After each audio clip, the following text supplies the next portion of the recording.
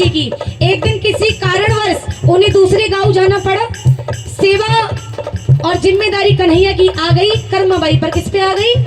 कर्माबाई पर। नादान थी, भोली थी, छोटी थी, कुछ जानती नहीं थी कि सेवा कैसी होती। पहली बार सेवा करने का मौका मिला, उसे कुछ पता नहीं था। तो लेकिन उसके पिताजी कह गए थे जब तक तू कुछ मत खाना, जब तक कन्हैया को भोग न लग जाए। तो देखिए नादान थी, कन्हैया को भोग लगाने के लिए सोचने लगी क्या बनाऊं। जब सोच कहीं नहीं पहुंची तो पहुंच गई खिचड़ी पर। कहाँ पहुंची? तो खिचड़ी तैयार कर रही थी। नादान कितनी थी? कोड़ दो इनसे, कहो। सोच पहुंची खिचड़ी पर, खिचड़ी बनाने लगी। और खिचड़ी कैसे बनाई? जिससे वो दातुन कर रही थी, नीम की टहनी से, उसकी पिछली साइड से खिचड़ी चला दी। इतनी नादान थी, खिचड़ी चलाई, भोग तैयार कर दिया। अब भोग लगाने आ गई।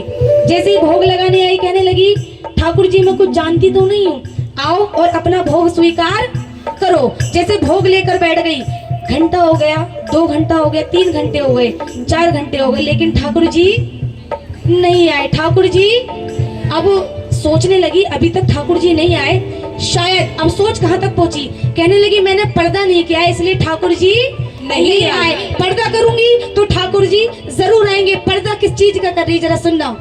लहंगे का, किसका?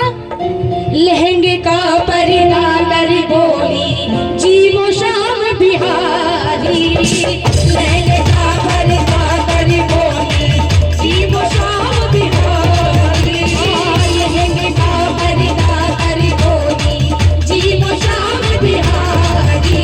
लहंगे का पर्दा कर बोली जीवो शाम बिहारी। पर्दा किस चीज का किया? लहंगे का। और ठाकुर जी भी कह रहे भव के वश प्रेम के वश काहे का पर्दा भूल गए बनवारी। प्रेम के वश काहे का पर्दा भूल गए बनवारी। उसके प्रेम में, उसके भाव में इतने खोए, भूल गए सब कुछ।